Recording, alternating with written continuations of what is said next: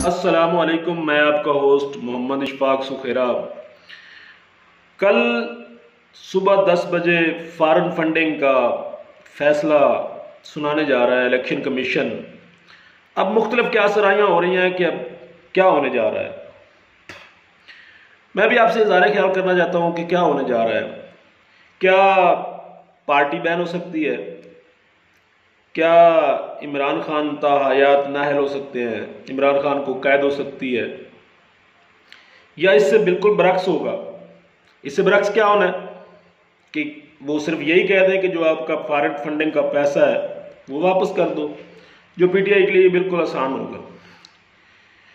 अब मेरा नहीं ख्याल कि कोई ऐसा बड़ा फैसला आने वाला है जो इलेक्शन कमीशन इस पार्टी के खिलाफ दे देगी। अगर फर्ज करो वो ऐसा कोई खतरनाक फैसला दे भी देते हैं तो ये क्या करेगी? ये अगले दिन या उसी दिन अदलिया से जाकर रिलीफ ले लेगी। कुछ भी नहीं होगा, क्योंकि जिस मकाम पे अब ये इमरान खान साहब पहुंच चुके हैं ना, मेरा नहीं ख्याल कि इनके खिलाफ कोई भी ऐसा कोई खतरनाक फैसला दिया जाएगा। लेकिन फॉरेन फंडिंग है क्या? ममनुआ फंडिंग है क्या? ये तो पीपल्स पार्टी में भी है, मुस्लिम लीग नून के ऊपर भी है, MQM के ऊपर भी है, ANP के ऊपर भी है, ये तो सबके ऊपर है। लेकिन अगर तारीख दोहराई जाए तो हमें इस तारीख से ये पता चलता है कि जब 2017 में नवाज शरीफ को नाअहल किया गया था तो सिर्फ एक अकाउंट्स के ऊपर उसे नाअहल किया गया था। उसमें भी उसने पैसा देना नहीं था या लेना नहीं था, ना लेने पर उसे नाअहल कर दिया गया था। क्या वो तारीख दोबारा दोहराई जाएगी?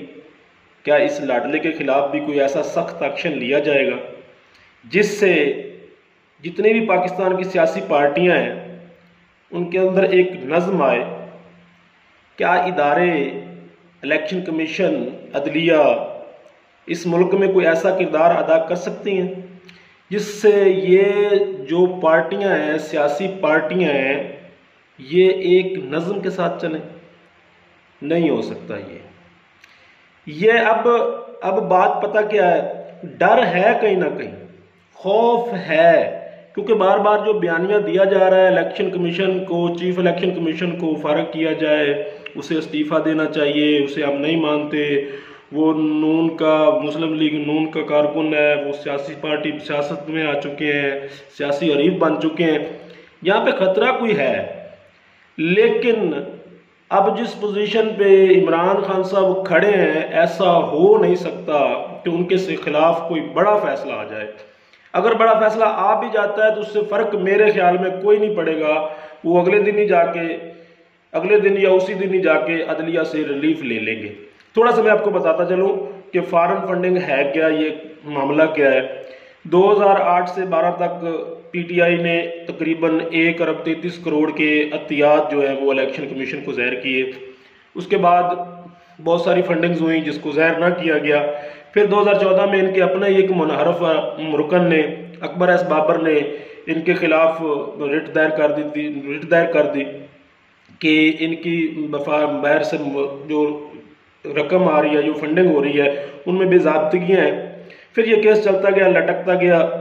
2016 में भी सुप्रीम कोर्ट ने फैसला सुनाया था कि इलेक्शन कमीशन ही इसका फैसला दे सकती है और इलेक्शन कमीशन के पास इख्तियार है। उसके बाद फिर ये 2022 में 21 जून को इसका फैसला महफूज हो गया है, जो कल सुबह 10 बजे सुनाया जा रहा है। हाई अलर्ट जारी हो चुका है, तैनातियाँ हो चुकी हैं, क्योंकि इमरान खान साहब पहले भी कॉल दे चुके हैं जुमेरात की कि हम इलेक्शन कमीशन के बाहर पुरअमन इंतजाज करेंगे।